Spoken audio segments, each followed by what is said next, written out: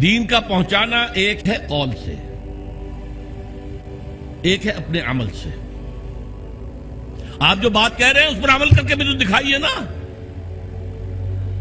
ورنہ دیگرا را نصیحت خود را فضیحت۔ جو کہیں گے تم کہتے کچھ اور ہو کرتے کچھ اور ہو، کیا دعوت دے رہے ہو، میں کیا تبلیغ کر رہے ہیں؟ عمل سے گواہی، زبان سے گواہی، اشہد ان لا الہ الا اللہ واشہد ان محمد رسول اللہ، زبان سے گواہی دی۔ اب تمہارے عمل سے، تمہارے وجود سے، تمہارے رویے سے، تمہارے کردار سے، تمہاری شخصیت سے ثبوت ملنا چاہیے کہ واقعی تم اللہ اور اس کے رسول کے ماننے والے ہو۔ اچھا، اس کے علاوہ انفرادی سطح پر نمونہ تو پیش کر دیا، اللہ نے دین بھیجا تھا اس کا نمونہ پیش کرو۔ آپ کہیں اللہ نے جو دین بھیجا تھا محمد کے ذریعے صلی اللہ علیہ وسلم وہ بہترین دین ہے، دنیا کہے گی ہمیں کہیں ذرا اس کا مشاہدہ تو کرا دو، کہاں ہے؟ تم 1.5 ارب مسلمان دنیا میں رہتے ہو اور کتنے بڑی علاقے جو ہیں مسلمانوں کی حکومتوں میں، ملکوں کے اندر شامل ہیں، کہیں ہمیں دکھاؤ کہاں ہے وہ نظام؟ کیا کہیں گے ہم؟ نگاہیں نیچی ہو جائیں گی۔ تاریخ کا ایک واقعہ آپ کو سناتا ہوں۔ 1915 میں شیخ الہند مولانا محمود حسن دیوبندی رحمت اللہ علیہ، ان کے ساتھیوں سے اور ان کا آپس میں مشورہ ہوا کہ انگریز کی غلامی سے نجات پانے کے لیے شیخ الہند تو جائیں حجاز، وہاں ابھی مدینے میں ترک گورنر موجود تھا، خلافت ختم نہیں ہوئی تھی، وہ تو 1924 میں ختم ہوئی ہے، یہ میں 1915 کی بات کر رہا ہوں۔ اور مولانا عبید اللہ سندھی کو بھیجیں جو والی کابل ہے، بادشاہ افغانستان کا، مولانا خود تو جا کر ترک گورنر کے ذریعے سے دارالخلافہ جو ہے استنبول، اس سے مدد مانگیں کہ آپ ہم پر، ہندوستان پر انگریز کے خلاف حملہ کریں، ہم اندر سے بغاوت کریں گے۔ اور یہی پیغام شاہ افغانستان کے لیے، تم حملہ کرو، اندر سے ہم بغاوت کریں گے تاکہ انگریز کو یہاں سے جڑوں سے اکھاڑ کر پھینک دیا جائے۔ ہوا کیا؟ حضرت شیخ الہند کو جو مکے کا حکمران تھا شریف حسین،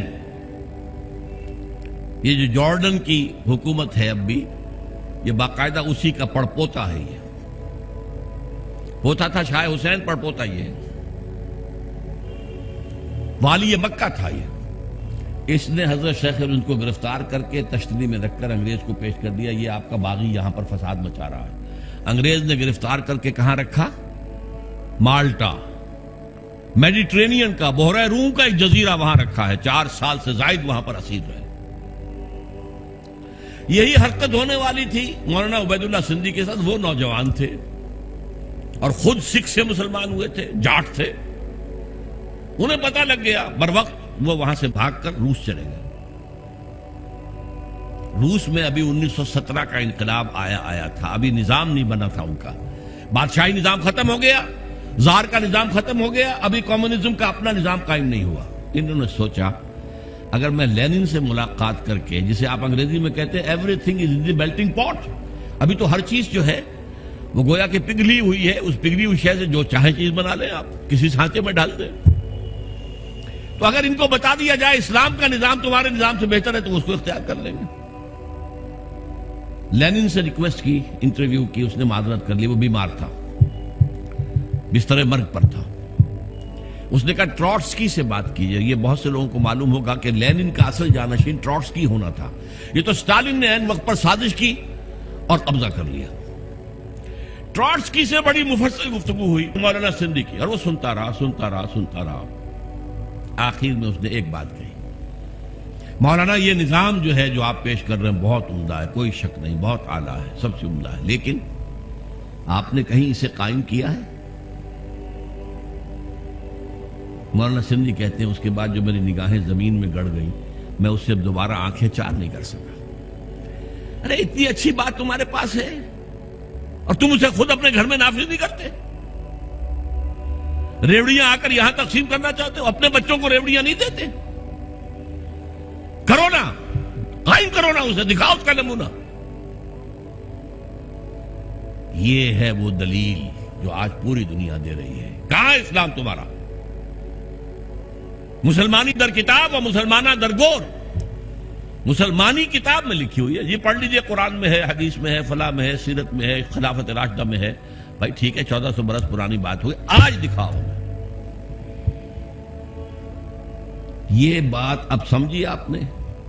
لا الہ الا اللہ کا تقاضا, اللہ کی بندگی ہمہ تن, ہمہ وجوہ, ہمہ وقت, ہمہ جہت, اطاعت اللہ, اطاعت رسول. اور یہ کب پورا ہوگا؟ جب پورا نظام بھی اللہ کے دین کے اوپر قائم ہو جائے, تب آپ کی بندگی ہوگی پوری بندگی.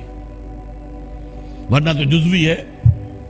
نمازیں ہم پڑھ رہے ہیں, روزے رکھ رہے ہیں, حج کر رہے ہیں, لیکن بھائی تم حاجی آئے ہو پاکستان سے, اتنی بڑی تعداد میں 1 لاکھ آ گئے ہو, تم نے اپنے ملک میں اسلام قائم کیا. قرآن مجید میں کہلوایا گیا ہے حضور سے, اہل کتاب سے آپ کہہ دیجئے اے نبی, قل یا اہل الکتاب لستم علی شیء حتی تقیموا التوراۃ والانجیل وما انزل الیکم من ربکم.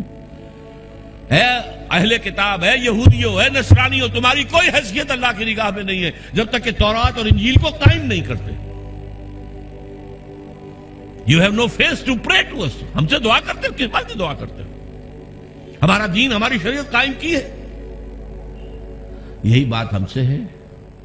یا اہل القرآن لستم علی شیء حتی تقیموا القرآن وما انزل الیکم من ربکم. اے قرآن والو, قرآن پہ ایمان رکھنے کے دعوے دارو, تمہاری کوئی حیثیت نہیں ہم سے بات کرنے کی جب تک کہ قرآن کو, اس کے نظام کو, اس کے قوانین کو, اور قرآن کے ساتھ اور جو نازل کیا گیا وہی یہ خفی ہے, جو حدیث نبوی ہے وہ وہی یہ خفی ہے, اس کو جب تک قائم نہیں کرتے تمہاری کوئی حیثیت نہیں. پہلی بات یہ ہو گئی. یہ عبادت مکمل کب ہوگی؟